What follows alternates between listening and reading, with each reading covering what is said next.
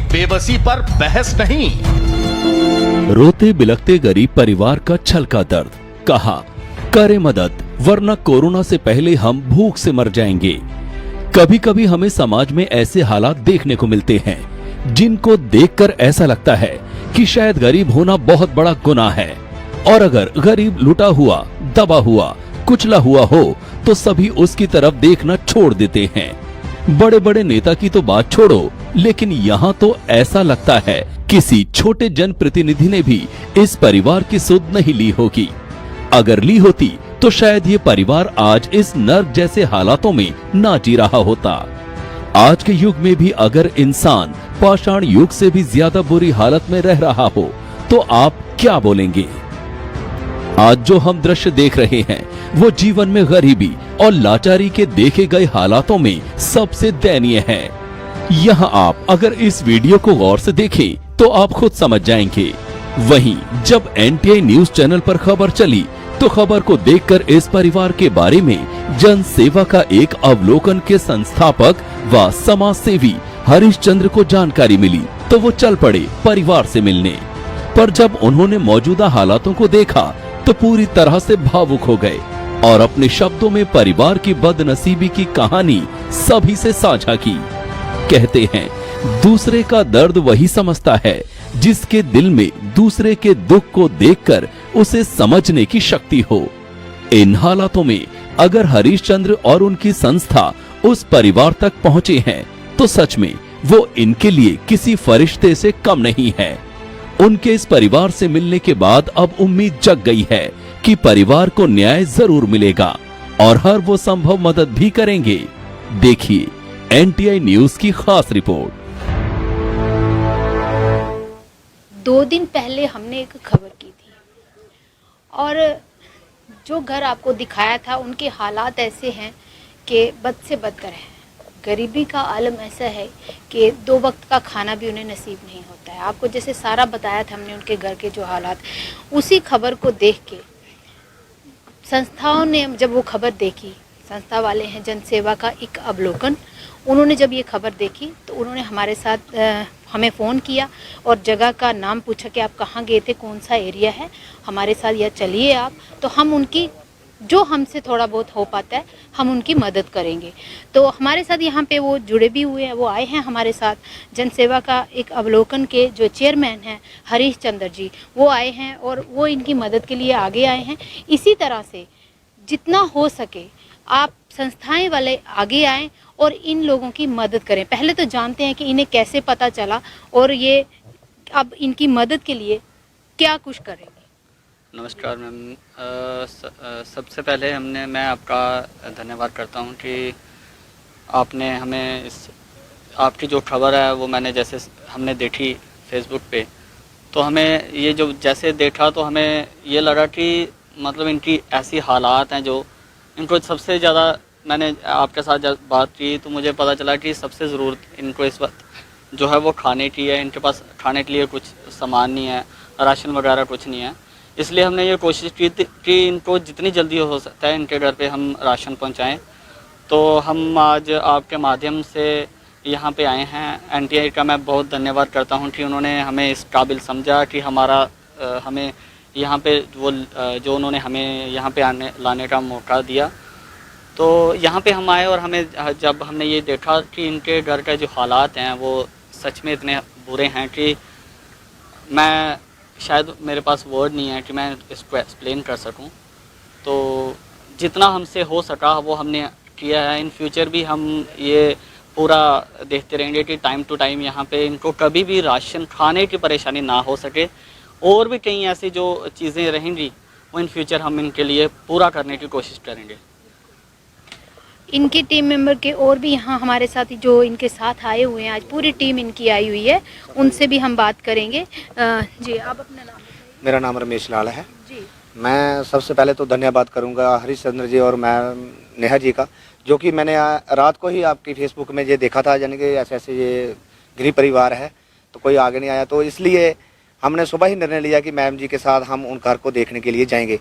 तो माता रानी की कृपा और ऐसे लोगों के लिए आगे आना बहुत जरूरी है। और जिस तरह से जनसेवा का एक अवलोकन ने ये पहल की है, उनकी ये की मुहिम है कि हम जितना हमसे हो पड़े हम गरीबों की मदद करेंगे, और वो गरीबों की मदद के लिए हमेशा आगे आए हैं।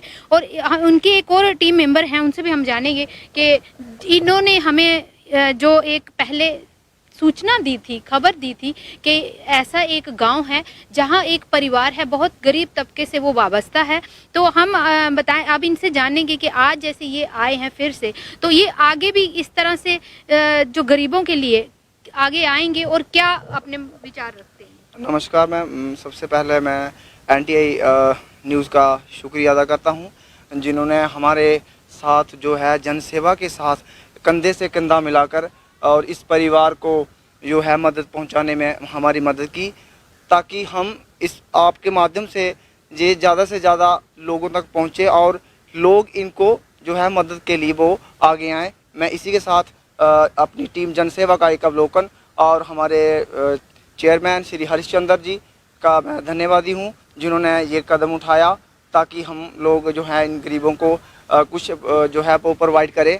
बस इसी के साथ मैं आपसे विदा लेता हूं। धन्यवाद।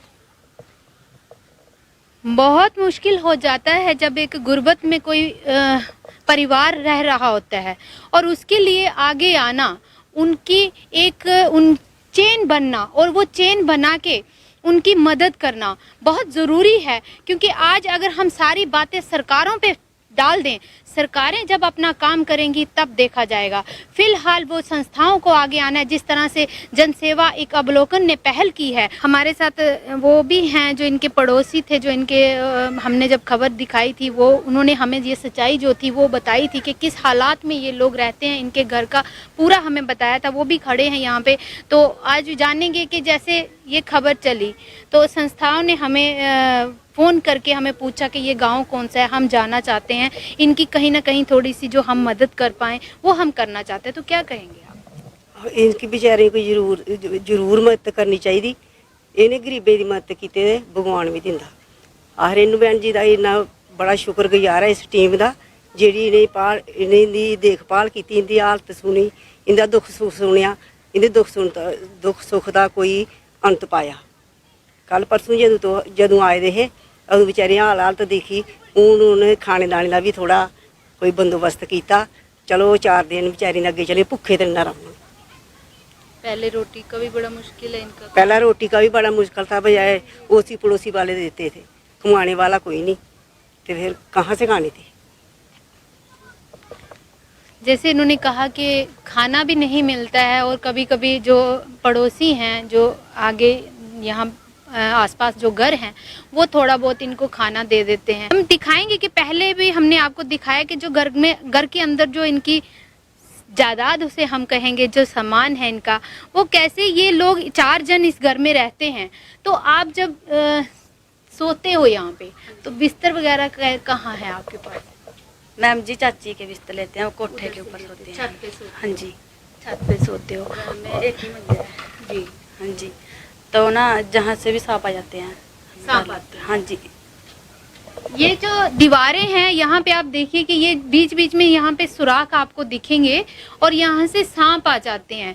अब डर इतना है, एक तो गरीबी है और फिर दूसरा डर ये है कि अगर ये यहाँ पे सोते हैं, क्योंकि इनके पास कोई वो बेड नहीं, बस एक ही ये चारपाई है, ये चारपाई है इनके पास, और तो इनके पास कोई नहीं है। और ये फिर ज़मीन पे उतना बिस्तर भी नहीं है कि ज़मीन पे लगा के ये सोएं। अगर ज़मीन पे सोते भी हैं तो सांप आ जाते हैं, एक वो भी डर है इनके लिए।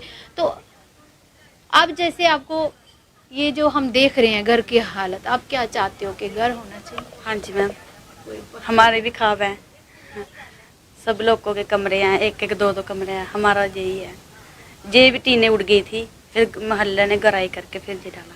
देखिए कि यहाँ पे जो हालात हैं, हम आए थे, हमने परसों एक रिपोर्ट यहाँ पे आपको दिखाई थी, जो खबर, यहाँ के जो सरपंच हैं वो एक, इनका कहना है कि वो यहाँ पे आए, हमारा नाम भी लिख के गए हैं और हमारे फोटो भी खींच के लेके गए हैं।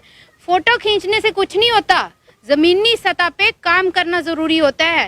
कागज की कार्रवाई जब होगी तब होगी, पहले तो इनको जरूरत थी। इनके घर में हमने जिस तरह के हालात देखे, क्या वो अगर सरपंच बने हैं, किस लिए बनाए गए हैं? इन्हीं लोगों की मदद के लिए बनाए गए हैं। और उनको ये नहीं दिखाई दिया कि इनके घर में खाना है या नहीं है, ये कैसे हालात में रह रहे हैं। और सबसे बड़ी बात, जो प्रधानमंत्री ने एक स्वच्छ भारत जो एक अभियान छेड़ा और उसके चलते यहाँ पे एक शौचालय नहीं बन पाया। ये बच्चियां हैं, ये कहाँ जाएंगी? हमने उस दिन भी आपको दिखाया था, ये खुले में ऐसे जो खेत है यहाँ पे, जवान बच्चियां हैं। और इसलिए प्रधानमंत्री ने एक और भी बात कही, बेटी बचाओ बेटी पढ़ाओ। पढ़ाना तो बड़ी दूर की बात है, बचाना भी बड़ी दूर की बात है। पहले तो उनके लिए कुछ सहूलियात तो रखो। यहाँ पे ना शौचालय है, शौचालय कब बनेंगे? आयुष्मान का आप कागज पत्र बनाते हो, कब बनेगा, क्या लाभ मिलेगा, कोई पता नहीं है। लेकिन जो इनको जरूरत थी वो इनको शौचालय की थी, इनके घर के हालात थोड़े से सही करने की थी। लेकिन इनको जो कि आपको उसी समय यहाँ पे महीने में एक चक्कर लगाना चाहिए और इनके हालात देखने चाहिए, इनकी मदद करनी चाहिए। इनका क्या, इनको जीने का अधिकार नहीं है? ये भी हमारे देश के बाशिंदे हैं, ये हमारे देश की बच्चियां हैं, इनके लिए कौन सोचेगा? इसीलिए सरपंच से भी ये हम एक बात करना चाहते हैं, उनको अपने माध्यम से उनके तक ये बात पहुंचाना चाहते हैं। इनके पास आइए, इनके हालात को देखिए और इनकी मदद कीजिए। अगर कहीं दूर से उठ के कोई यहाँ पे आ रहा है, कोई संस्था वाले यहाँ पहुंचे, क्या सरपंच औरों को नहीं पता ये कैसे रहते हैं? क्या यहाँ के गाँव वालों ने कभी उनके कान में ये बात नहीं डाली होगी?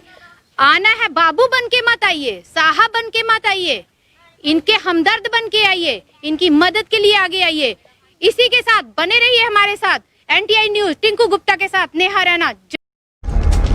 जिद है शहरों, गांव, हर नुक्कड़ तक पहुंचने वाले 300 से ज्यादा रिपोर्टरों की समझ और लगन की। जिद है खबरों को नई धार देने की। हम वहां हैं जहां खबर है, हम वहां हैं जहां आप हैं।